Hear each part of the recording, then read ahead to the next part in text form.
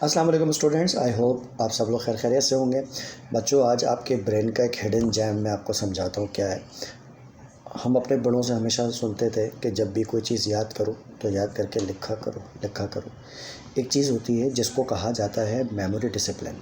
Memory discipline کیا چیز ہوتی ہے یہ سمجھو، بڑی امپورٹنٹ چیز ہے۔ اگر آپ مثال کے طور پر ڈرائیونگ کرتے ہیں تو ڈرائیونگ کرتے وقت آپ کی نظریں اپنی سپیڈ و میٹر کے اوپر ہوتی ہے یا روڈ پر ہوتی ہے۔ اگر آپ مینول گاڑی چلا رہے ہیں تو آپ کی نظر کیا گیئر پہ ہوتی ہے، گیئر دیکھ کے آپ گاڑی چلاتے ہیں یا سامنے دیکھ رہے ہوتے ہیں اور ہاتھ یہاں پہ گیئر خود ہی شفٹ کر رہے ہوتے ہیں۔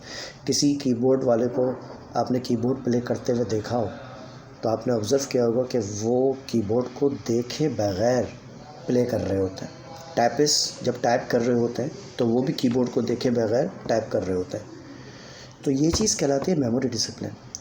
کہتے ہیں کہ جب آپ کسی پارٹ کو ریگولرلی کسی پرٹیکولر کام کے لیے استعمال کرتے ہو تو وہ کام اس پارٹ کی میموری کا حصہ بن جاتا ہے۔ اب جب آپ اس پارٹ پہ کوئی ورکنگ کرو گے اس پارٹ کو لے کے اس طرح کی، تو وہ آپ کے برین کو بہت زیادہ انگیج نہیں کرے گا۔ آپ کو ہاتھوں کو وہ چیزیں یاد ہو جائیں گی۔ اگر آپ کوئی ایسا کام ہاتھوں سے کر رہے ہو جو آپ ریگولر بیس پہ کرتے ہو تو آپ کے ہاتھوں سے وہ چیز یاد ہو جائے گی۔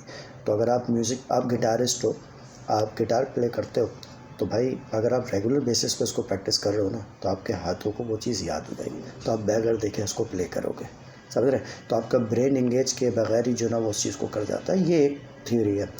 تو اسی چیز کو لے کے میں آپ کو صرف یہ گائیڈ کرنا چاہتا ہوں کہ بھائی جب آپ چیزوں کو پڑھتے ہیں، سمجھتے ہیں، یاد کرتے ہیں تو یاد کر کے بجائے اس کے کہ اس کو یہاں اسٹور کریں، آپ لکھا کریں۔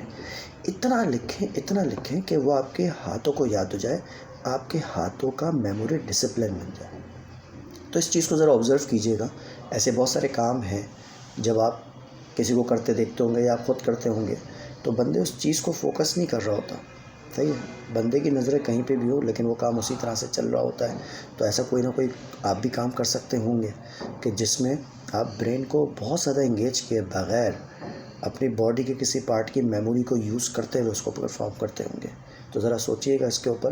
اس لیے کہا جاتا ہے کہ یاد کر کے ہمیشہ لکھا کرو۔ جب تم یاد کر کے لکھو گے تو تمہیں وہ بہت لمبے عرصے تک تمہارا حصہ بنے رہے گے، تمہیں یاد رہے گا۔ ہم جب انٹر میں پڑھتے تھے تو ہم جو ریئیکشنز وغیرہ میں آپ کو پڑھاتا ہوں تو اس میں بہت سارے ریئیکشن ایسے تھے جو میں نے لکھ کے پریکٹس کیا تھا۔